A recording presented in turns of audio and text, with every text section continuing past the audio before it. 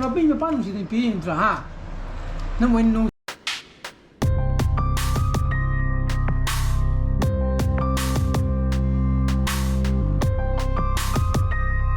Good morning guys, welcome back to my channel.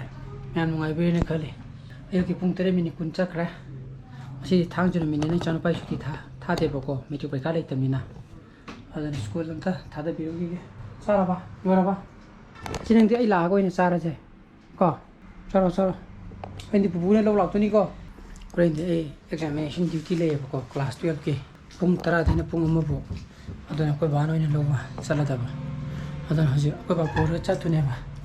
Mà đến hàng cái chắc chim này nè. Sao phải cái khám mà tôi số máy lâu với tôi nè. Hai tôi nè bảo cô. Có này khâu sẽ bay cái có. Ôi, slung cái cái gì trăng hay nè. Lo, kulum thì nè. Cái gì nó được bộ. Không đi. Butin khali nè thôi. Butin khali nè. Ở đây lại cái ông pu bị tạt nè cô. Mama, làm mà lo. Để coi nè. Sẽ lo. Sẽ lo thêm cái sẽ. Bây giờ bảo rồi. Sẽ lo sẽ. Ubu There. Thôi không sao lo yêu thiên yêu. Lo thiên rồi. Thế làm khai ta cái đó. Chị ta hay chơi lẻ à? Anh là khám thế gì? Thôi, chị दुकान này gì? Chị दुकान này chị electric post ấy. Chị electric post ấy. Chị thì mình hình cái 손으로 많이 lấy thuốc khám mà này vậy chị đó. Phải đến nâng nào phải bung, phải đến chấp cái này bung hang thì hang cái này hang mà. Bung hang cái này trong nó ba. Nó hết trong nó bao 그래 nè. 토록보다는 민능 따라 망하던 현다. 아무 거 강기 주에. 미 따라 해는 트랑아이는 망고요. 아주 엄마 항아기 너무 감전느런 거네요 하면 가리면서. 이 퀄리티가 이만큼.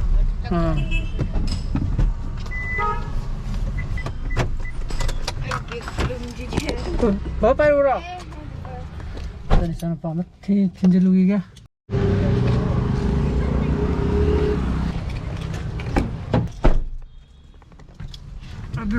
틴질라메 저는 봐. 아더네 봐 강은이나. 강은. 아, 네. 원 싱중 라카도 보이지 뽕 바로 트라우트 마카이 해야 돼. 또 저는 방전이 주라 보자. 시즌 호렌 또 두지 한번. 호렌 이제 뽕찐 찔러더니 사이자 가지.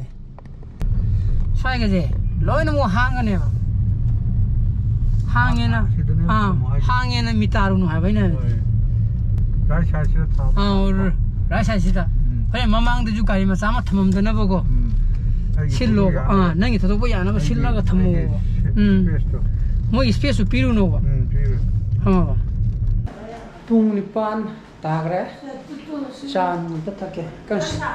그러면 아다기도 너 신경 당으로. 호이네. 아는 붕니판 다 그래. 자, tân rồi nó phải xa ra chắc là cái gì đó sao ra nó chắc là ní xin kia rồi đó ra mà lấy mang cái đó bắt cái đó ôm mang cái sàn bao nhiêu rồi mang cái đó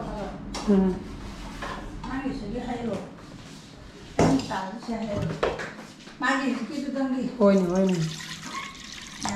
yam mà lấy này yam mà lấy cái đó cái nó tốt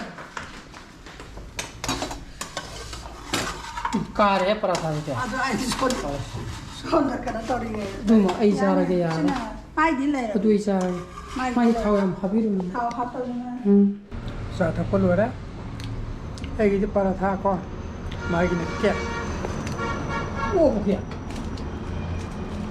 참 사이즈 이야 아 마주 가가 삼터는 고고 가가 남에 보고 Marang di khởi qua mình mà xí khởi ngầm á, tôi bị xuống dùng recovery lại như này bao ở đâu có mấy em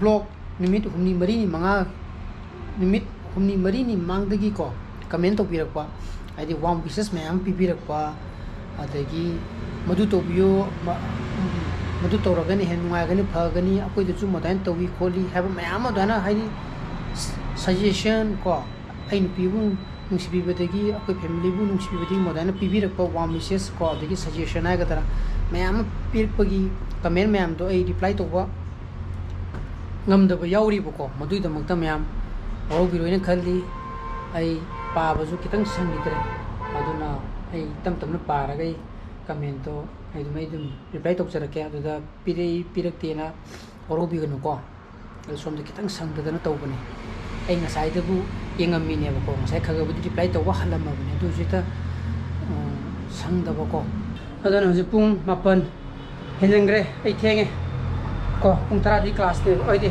exam ne ba tu ni thok na ba tor asi yare ko friend hitak to mathang signal flame no na saro ko keno to pen kilo to itwe kede au yare pora ge friend oh ye ai gi hab ra ha ba ya ai gi tara in lok to adu na hoy matam sa chapiu ko angangi to kaung ne bore mana ai sige anh chân kare ko yare ai ya ko nai thok to yare pung apan hele ama tauringa de ngasi di the thingdo kare mo pan kare hele pe ki thoge to guni ma pa minute manga sasan kare jam ta oile di ko hobe be bijil ta tani chang bat tal le ko 9 10 char kare wa ki tenda traffic jam oira kasam pasuwali ko oe ke dawa the 9:25 try to money kasam pa junction ne ora second cham mo ni phu wali ko traffic signing is keno thi bata second thi bata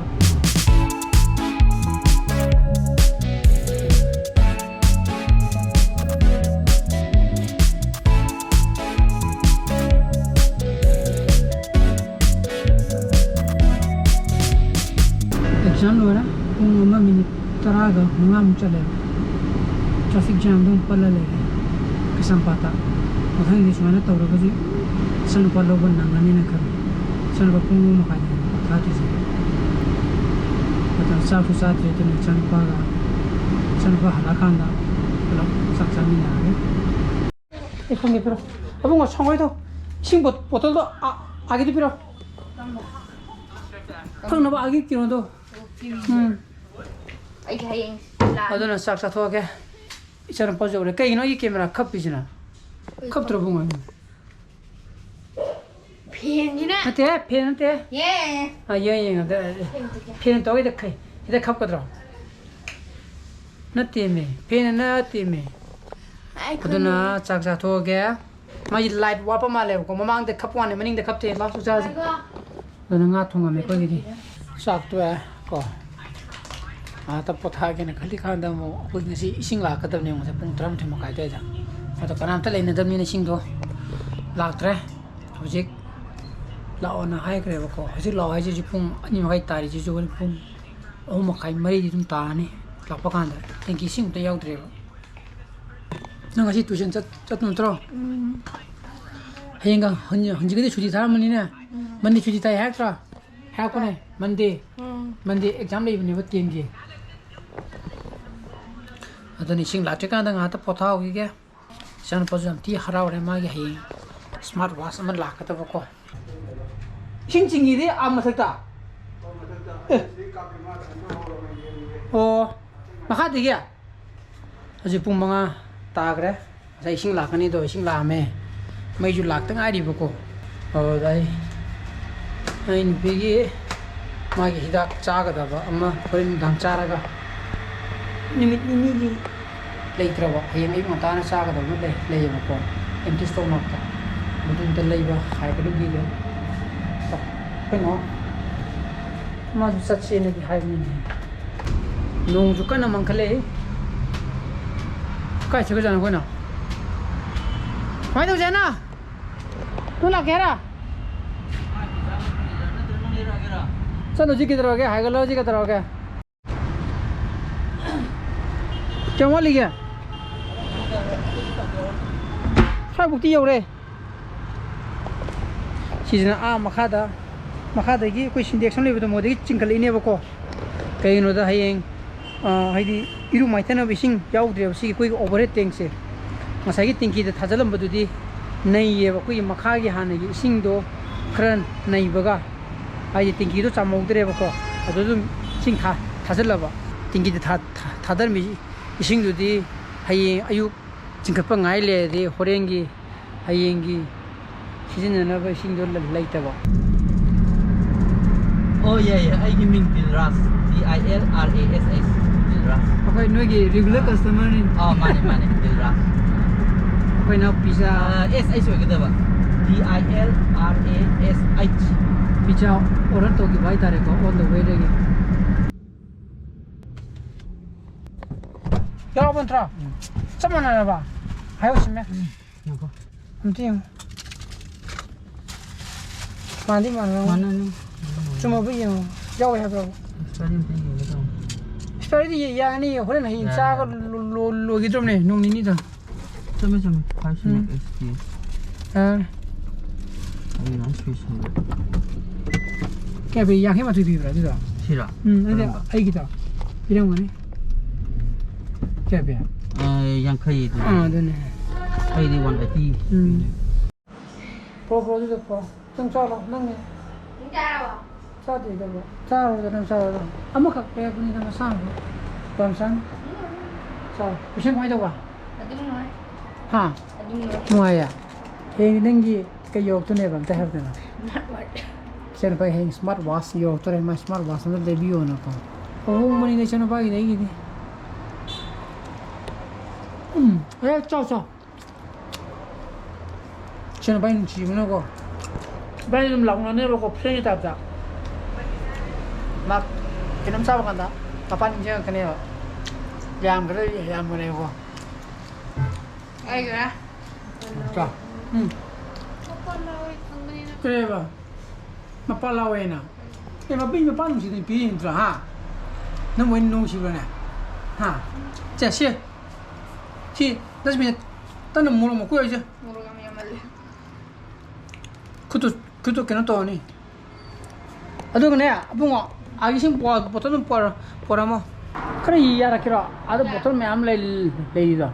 Jauh so. Tema, wow roja. Mulu kita. Ya ada pizza rono. Sah tu leh ni. Kaya na, hayang uti sa ningera. Oh tu ni cumi ni bungo, mangan uti, ang tu uti. Se. Se semput, tabra. Hao bo sak tu ba. Hao ra. Phare. Dù chắc mà này. Hao bo ha. Chừng dù chắc mà này. Itu hao bo di are kita ro. Ado na maya. Engasi bros di mata itu senjara ke. Eki bros par mo thoga di. Like to biramo, share to bio, ano videos oi biar subscribe to biramo ko. Nungki sana pasal video. So please be safe and be healthy. Bye bye. Good night. Ciao.